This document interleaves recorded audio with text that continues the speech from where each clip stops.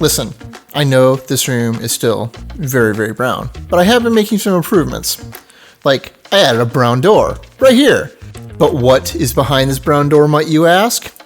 Well, this is some of the cleanup I did in between episodes. I moved all my bonsais inside here, and more importantly, I made some upgrades and added a couple that I was missing, including the chorus fruit plants. Because it turned out there was a very easy coring recipe that just uses a sentient core to make the instant, which is the main thing I was blocked on, because you can just make a chorus flower with mutation paste in pretty much any plant. So now I have a slow but reliable source of ender pearls. Hello everybody, I'm Martin. Welcome to another episode of Glacial Awakening. And am I going to use those ender pearls? Heck no. We're going to go follow through on my plan from last time and actually work on farm automation today. Hopefully adding machines to handle crop gathering as well as maybe some basic animal ranching.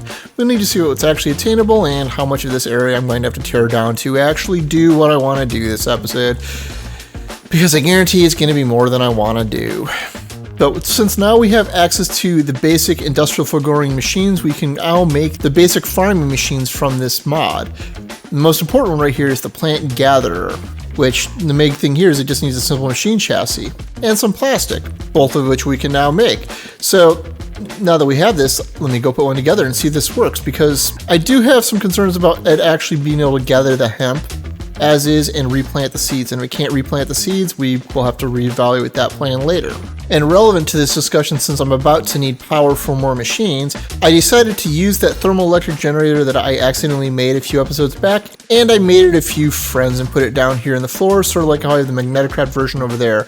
I also added a couple more of those, although those don't seem to generate much power, but hopefully it's enough to get me through these couple of machines I'm going to have to make today, because that laser base over there was actually setting me into the negatives. It wasn't running on positive gain like I had thought. So we needed to make some updates. I'm really not sure what to do for power in this pack going forward, because we're gated for a while until we can make better generators until we finish this chapter.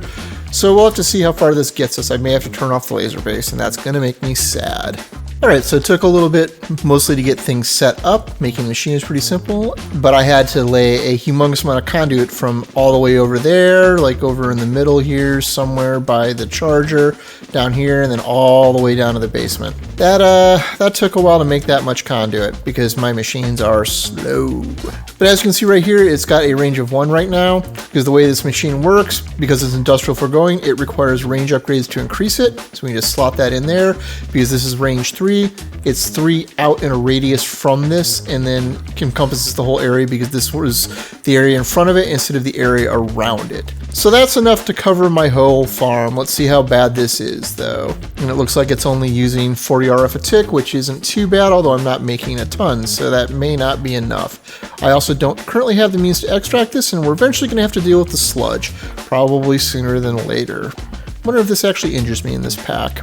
Alright, so I also went and quickly made another brazier of holding to go dump that into our storage system. So now it should be extracting them out. We may need to do something with the extract speed, but for now it seems actually okay. It seems to be mostly keeping up with this. And when the sludge fills up, it'll slow down a bit more, but we also just cleared out the field, so it's probably okay. Since I don't have anything speeding up the growth, although it looks like it stripped out all the seeds. That's unfortunate. I just realized I probably needed the plant interactor from Industrial Foregoing. It's been a while since I've done this. I could also put a plant sower down under my water and see if I can put the seeds back where they need to go. I forgot how much of a pain this one can be though. But let me go get the interactor and see if that solves most of this problem, although it probably won't gather the hemp then, because that would need to be cut. If it's not one thing, it's another. So the issue with this one is that it doesn't gather the items it pops off, because it just right clicks them, and then you need an item gather or something to pull them in. So I guess I could use the Nature's Aura hopper. That would actually probably solve my problem now that I'm thinking about it. Good talk, everybody. How many times can it be wrong in one day? So I've got this set up now, and I created the hopper enhancement, somehow completely missing that this does have an internal inventory that it does pull things into. So now I feel kind of dumb. But I'm sure I'll find a use for that later. Time to go tear it back down and put the brazier back under this like it was to begin with. That said, you'll notice things like the pumpkin and the hemp and the melon aren't here. It's because these cannot be gathered this way because this gathers by right click, and those actually need to be cut down. So if I want those, I'm going to need to make another small farm somewhere that is probably 3x3 instead and only does these. Well, the good news is, despite all my failures here, we're still at an energy positive flow here, so that's good at least. Now, however, I guess we should get into the actual progression part of this episode, which I guess, but this is the reason why we wanted to make a farm, because the next thing we need to make is a fermenter multi-block, which is just another big immersive engineering multi-block that just takes a bunch of materials, so we need to get all that together. But the whole reason to do it is because this thing's main purpose is to make ethanol, which we need plant materials for, although I could have just used the billion sugarcane I have, but I think we're going to end up actually using potatoes because we'll see how it goes. This is the least useful of these things that I have right here, though. Could also go with melons long term, but I would have to actually set up a melon farm, which is what I was trying to do and failing at. So I guess let me go get a bunch of blocks and we'll see how this works. Well, it's certainly a good thing that I am flush with iron now because that was expensive. Those cauldrons just ate up tons. Now let's go find the right spot to smack and make this happen. There we go. Now I need to run power over to here, and I probably don't have enough conduits. Alright, so we pop this open and throw in a bunch of sugarcane. We will start seeing it process into ethanol like that. So there, I did a thing. We made something this episode. Hooray!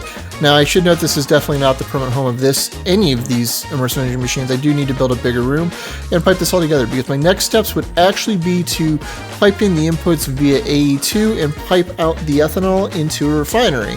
But the refinery is next episode, assuming I get around to it instead of just, faffing around on stuff that isn't important. Anyhow, if you found this episode interesting or entertaining, please consider leaving a like or subscribe me if you're new. As always, I'm Ard. Thank you for watching, and have a nice day.